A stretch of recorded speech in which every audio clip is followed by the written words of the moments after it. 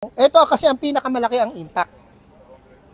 Tingin namin, hindi yung pagbibigay ng ayuda sa anumang programa ng ibang ang pinakamalaki ang impact, kundi ito, yung bigas na kahit sino pwedeng makabili, mapakinabangan ng bawat Pilipino.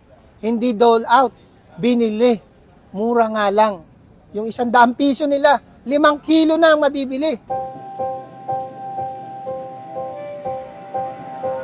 Kasi ang talagang market natin sa NFA ay DSWD, OCD. Kasi ang mandato ng NFA, magbenta lamang sa mga ahensya na to at saka sa local government unit para sa kalamidad at emergencies. Ngayon, para hindi masayang ang bigas, kapag medyo nalalaon na, 3 months na, pwede mo na siyang ipa-auction or benta sa private sector. Yun lang kasi yung mandato niya. Kanya yung presyo namin, hindi mo rin mako-compare sa presyo ng kamukha ng sa